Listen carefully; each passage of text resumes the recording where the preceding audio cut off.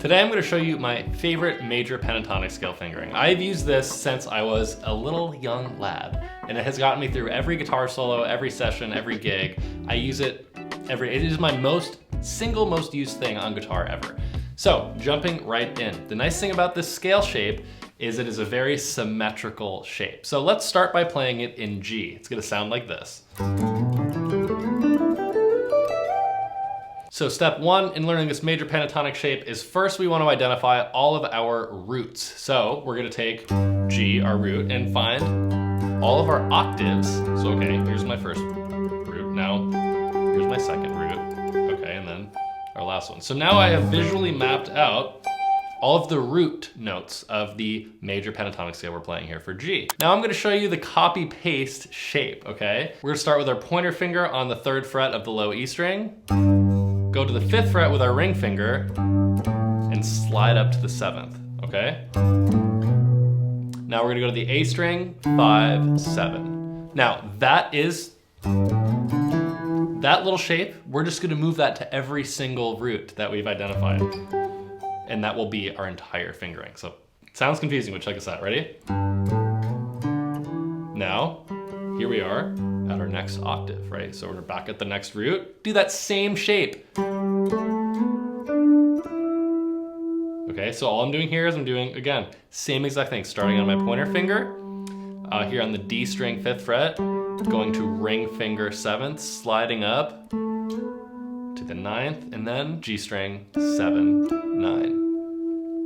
Now we're gonna lead to our next octave. If we remember visually, it was on the B string here, 8th fret, same exact shape again. Okay, so let's put all that together nice and slow. So the way I think of it is no, no, slide, no, no. Repeat that. No, no, slide, no, no. And again.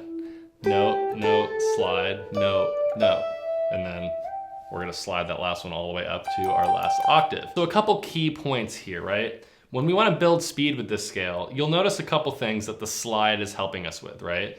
You could play that note with your pinky, but when you go to play it really fast, you start to run into a bit of a fingering issue. So the nice thing about using the slide here, check this out. Watch my pointer finger. Pointer finger is free during the motion of the slide to line me up on the next string. So I'm already catching the next note. Same thing. Pointer finger's free, line it up on the next string. Again, pointer finger's free right here. Right, so nice and slow.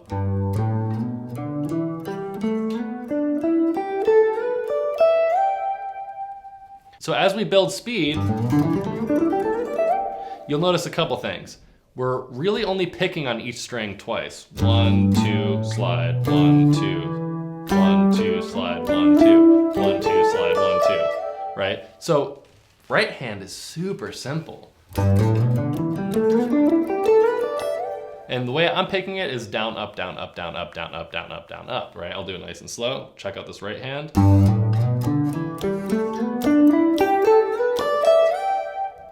Now, it's important to practice all scales. I always say this. Practice all scales from the top descending. So when you go to practice this tonight, don't just sit here going up from the root. I want you to start here and descend the scale, utilizing the slide on the way down as well.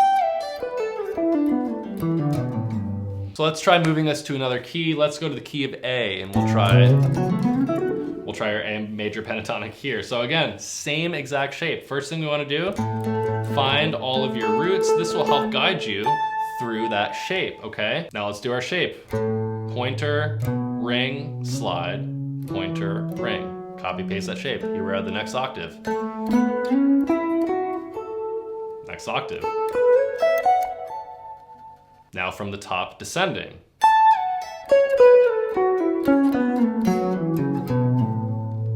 So as an exercise, try going up from the lowest note, so E, will start an E major pentatonic, and then work your way up in whole steps, for example. So I might do E major pentatonic.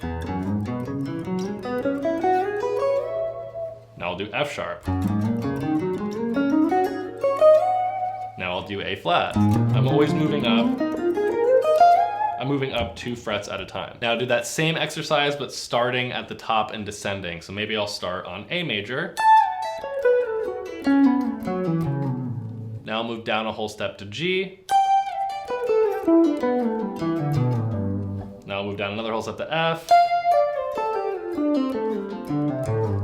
You get the idea here, right? Now, one last exercise you can do, let's go back to the key of G, is you can pick any of your octaves of the root and start the scale there. So maybe I decide I want to start here, right in the middle. And I'm going to start by going, okay, well, starting here, I can either descend or ascend. So maybe I'll start by descending, and then I'll go back, and I'll say, let me ascend. Right? I could also start here, and I could go descending or ascending, right? I want you to be so comfortable with the ins and outs of this scale. The last thing I want you to do is every time you go to play the scale, you gotta start on the root.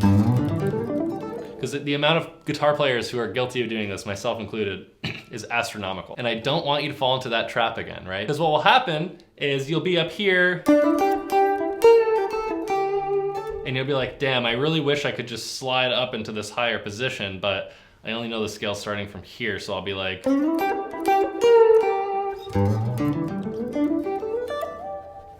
of a letdown, right? As opposed to going,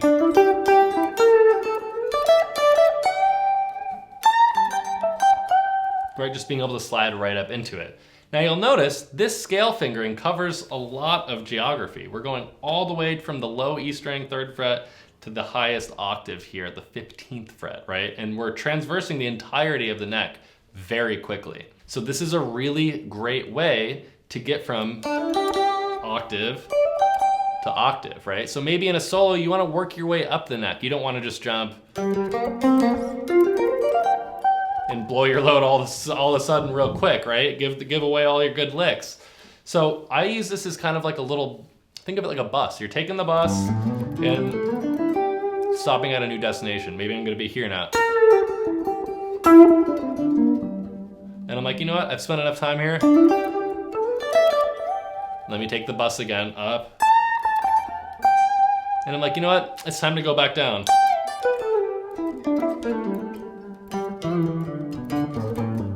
I'm gonna get off here. Right, so think of this as, it's so many things, right? It's an amazing connector of ideas. You connect the low part of the neck to the high part of the neck. It's a really great way to build a solo, ascending up the neck very quickly. One of my favorite things about this major pentatonic shape is it connects you to every single pentatonic position. So for example, where we start here, I have my position here of my major pentatonic. I also could have this one. It's right there, look at that. Right? Same here. It just literally, it's like the key ingredient in your stew. Your stew's not done until you add.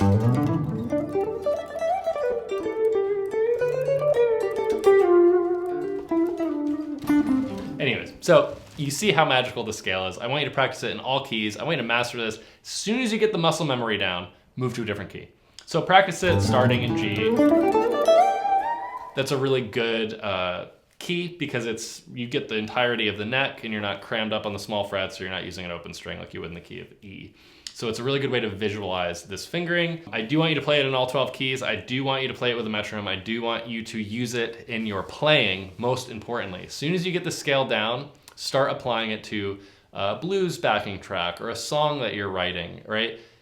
This is the most important part of guitar practice that is always overlooked, is application, okay? If you just sit here and learn your scales all day, you're not playing music. You're basically sharpening your knives when you're practicing. And now you gotta go in and you gotta cut all your food up, right? It's like having a bunch of really sharp knives.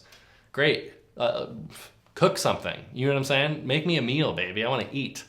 So think of it like that. Anytime you learn something new, immediately apply it to a musical scenario, a song, write a riff with it. Ideally, if you can write something with this.